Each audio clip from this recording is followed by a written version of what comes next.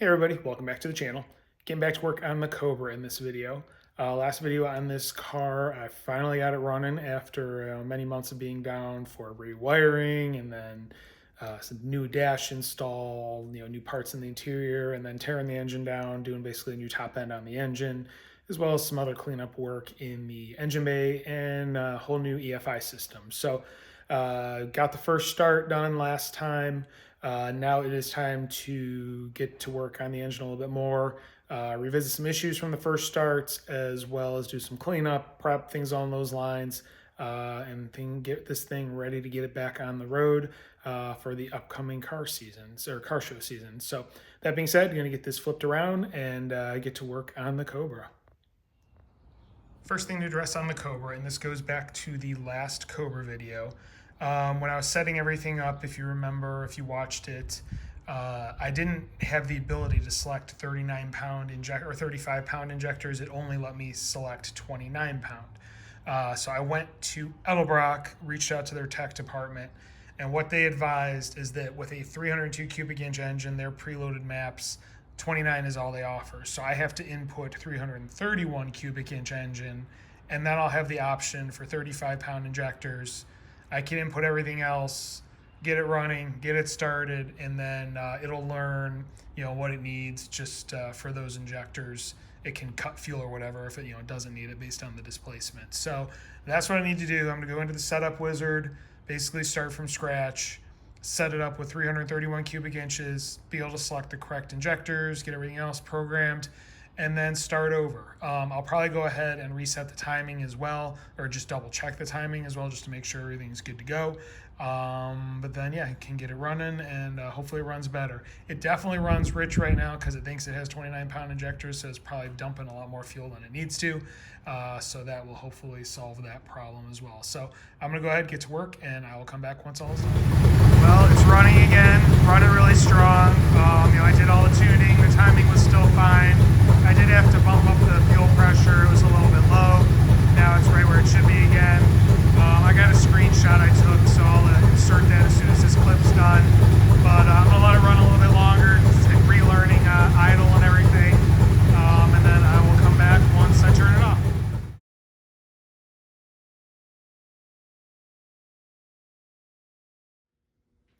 It's been a few days since the last clip as I was putting together a video on the MR2, which has already been posted up. But now I do want to get back to work on the Cobra. Sadly, as you can see, the garage is closed up. In those last few days, temperatures have plummeted. It's currently 33 degrees outside and snowing. So here I am, heater going, back in the garage. But my goal throughout the rest of this video is basically to try and get this car put back together completely to the point where it's drivable. In order to do that, there's a little bit of cleanup I need to do as far as just wiping some stuff down and the suspension and undercarriage from drain and coolant and stuff. It's just got residue and whatnot on it from splash. But then there's some clamps on wiring and sending units. Doing a little bit more cleanup of stuff under the dash, and then get the front wheels back on it, make sure everything's torqued, check fluids, and then I should have this drivable. I'm thinking this coming weekend it is supposed to warm up a little bit and dry out, hopefully. And if it does that and there's no salt residue on the ground, I'm hoping I can get this thing on the road and start driving it around and let this thing tune itself. One other thing I do have to do is get the air cleaner sorted out, which I have a 1/2-inch spacer on order that I believe is due in today or tomorrow. Once I get that, I should be able to hopefully fit the S&H air cleaner to it. I just need to go get the proper length bolt to hold it in place and work with the Edelbrock throttle bodies. So that being said, that is pretty much what I'm gonna try and wrap up in the remainder of this video because like I said, I wanna get this on the ground and be able to drive it and start tuning it. First thing I'm gonna do is work in the trunk area. I need to get the fuel pump relay, which you see here. I'm gonna get that mounted up on the crossbar. It's gonna go back in the right corner there. I'll just use a zip screw and screw it into the beam there, kind of how those other clamps are, and that way that'll be up and out of the way. Thinking I may be able to tie or use the clamps to hold the wiring in place as well. Use the existing ones. I'll have to double check the size, but that is next on the list. I'm gonna get that done now. And there we go. Relay is tacked up into place along with the wiring, so it's out of the way, up against the rear bulkhead, so don't have to worry about anything snagging on it in the future. So that is done. I'm going to start moving back to the engine bay and stuff that needs to be addressed there. Next clamp that I just installed is here with the front wiring, is that one there. The reason I installed it is because the wiring previously, while it's clamped here, it was rubbing up against the control arm there. And, you know, through suspension articulation, things like that, I didn't want anything starting to like wear through. So that keeps it off of that. And it is below the steering rack right here, or the steering shaft. So it's not touching that. It's not going to rub on that. So that just keeps the wiring from getting damaged, frayed, anything like that. It's just a little bit more organized. So one more thing off the list. Time for a little update. Been busy under the hood. I went ahead, I've been kind of bundling up and sorting out hoses, wires. I relocated the vacuum line for the heater to come through that grommet there that you can see.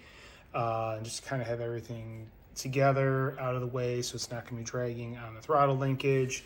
And then for this one here, which this is the oil pressure, or the oil temperature sending unit, I went ahead and down there put a clamp on the bottom of that 1-inch square tube near where the sending unit goes into the oil pan, just kind of keep things again organized. And then all the slack was pulled out from under the engine bay and under the hood. I've gone ahead and bound things up, so no more cables or anything like that hanging loose. You can see I've tied wiring together.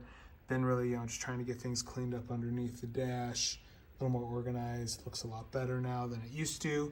So that's a big step in the right direction, getting this thing ready to get it on the road. I checked, everything still works.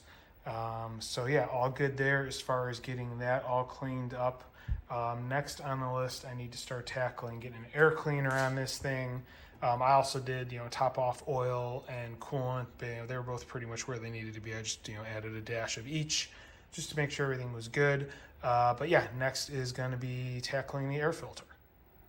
On the air filter, I mentioned this in last video, the lower housing with this throttle body and the linkage setup, it's not going to work as it sits because the throttle linkage hits it, as you can see there.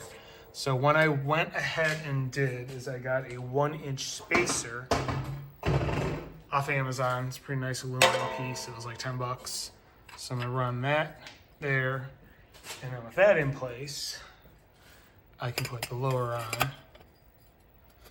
get it set where it needs to be, and no more hitting. Full range of motion, got plenty of clearance. So that's good there. I'm gonna get the lid and the filter element, and then I need to see if I have a long enough stud for the center there to hold it on, or if I need to go get a bolt or something like that to make it work.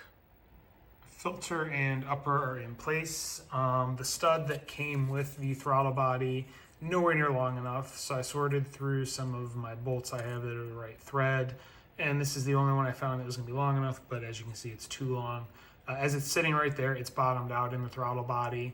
So what I'm gonna do, take a measurement of how high it is, and then I'll know what I need to get as far as a replacement bolt. Go to the hardware store and get that, and then I should be all set as far as being able to bolt this down.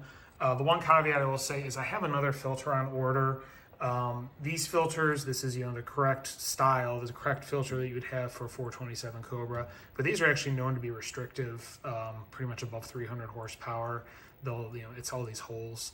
I've thought about trying to go through this thing and open up every one of those holes, but that does not sound like a good time. So I found a Wix filter.